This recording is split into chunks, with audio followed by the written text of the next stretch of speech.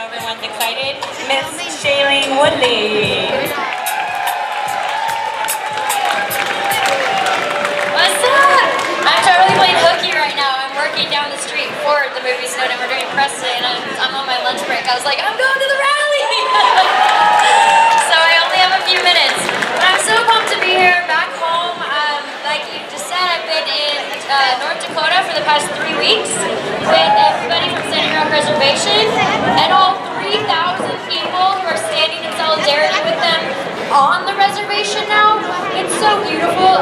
3 weeks ago, there's 30 of us, and now there's over 3,000 people, over 97 tribes reunited for the first time in over 150 years. This is history. History is your signs upside down. This is history. History is being made because the people are uniting. Something we can all relate to because of our love for Bernie Sanders. And I can speak about politics, but I really just want to use this time to talk about water. Water is so important. Water is life. We all rely on water. And we're fortunate right now where you can go buy a bottle of water for $1 or even cheaper, where we can sometimes still find aquifers that are clean enough for us to drink from. But those aquifers are being compromised constantly. And those bottles of water, their price is just going to continue to go up. There's a lot of rhetoric, there's a lot of narratives that are saying in 10 years a bottle of water is going to cost $12. These things are real. And what I'm experiencing from being on Standing Rock Reservation is that the people from that res understand that they're not just fighting for their own clean water, they're fighting for all of our clean water.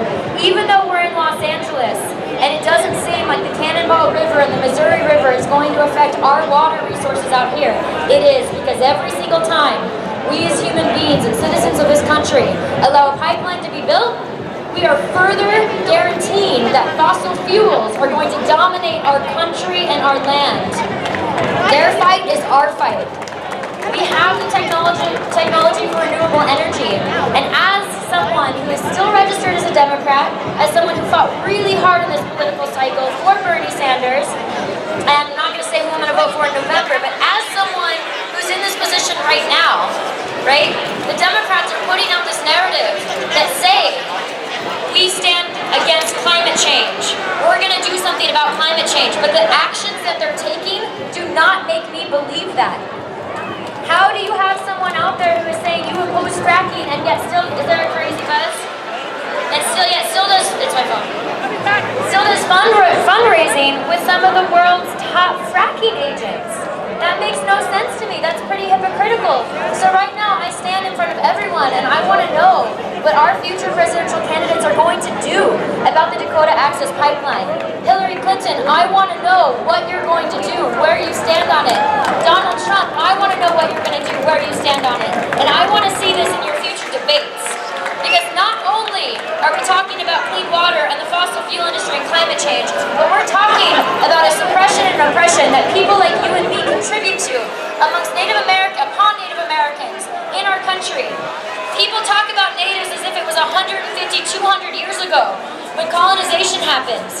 Guess what? Decisions that we make every single day by allowing fossil fuel industries and allowing our government to continue to silence people who were here before any of us were here.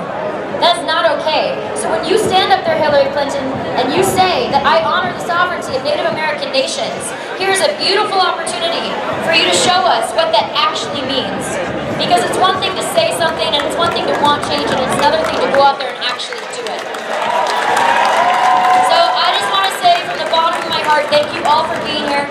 Please stay engaged with the Dakota Access Pipeline, because again, what's happening there is the same that's happening in West Texas, it's the same that's happening in Florida. They're destroying our water, they're destroying our resource, and right now clean water is a privilege.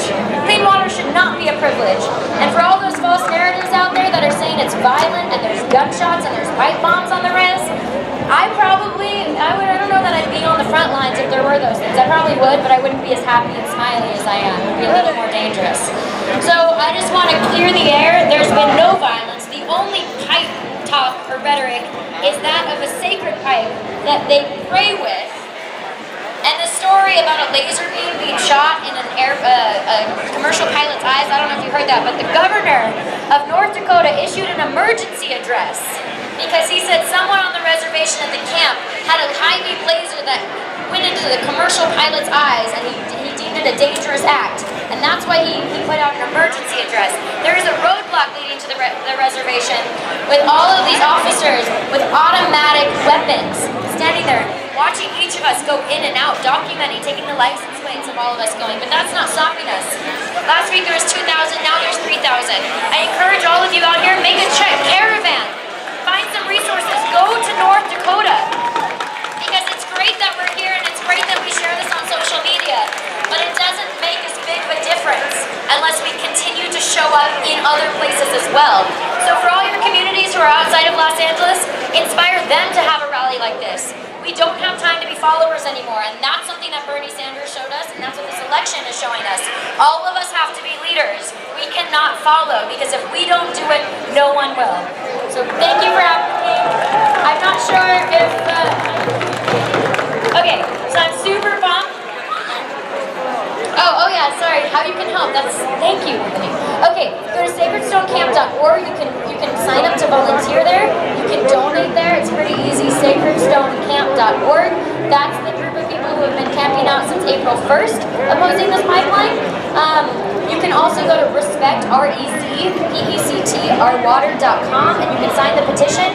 3 days ago, we were in DC for the hearing, the court hearing, and the judge deemed that this issue was too sensitive a matter for him to simply rule yes or no on, which is great news. So we have 2 weeks to make this not only a national issue, but an international issue. Are you guys ready to make this a national issue? Because I'm committed. I'm so committed, and I need your help. We all need your help. So let's make this not only on the cover of the New York Times, which we got 3 days ago, but let's make this on the cover of the LA Times. Let's have this not just on CNN and MSNBC, but let's get it on Fox News. Let's get it on every single mainstream media. This needs to be bigger than Keystone XL Pipeline, because this deals with, again, not only pipelines, but it deals with the sovereignty of Native American nations, and that's something we all need to start paying attention to. The narrative that is not the Western narrative, but the narrative that is the real narrative, the narrative that comes from Native Americans themselves. There's some people here, I encourage all of you who maybe don't know a lot about Native American life, ask questions, learn, educate yourself. Don't do it from the internet. Do it for someone who has walked that path and has that ancestry. Because we have to start standing in solidarity. So go to sacredstonecamp.org, respect our water, RECPECTRwater.com, and I'm going to introduce one of my favorite ladies talking about the political revolution. Her name is Heidi Harmon. She is from San Luis Obispo. How many of you guys know about Heidi Harmon? Okay. In 2-3 weeks, less than that, you're all going to know about Heidi Harmon, because this woman is changing our world. She's running for mayor of San Luis Obispo. She needs all of our support getting her name out there. I traveled across the country on a caravan to the DNC with this woman. We were both delegates for Bernie Sanders.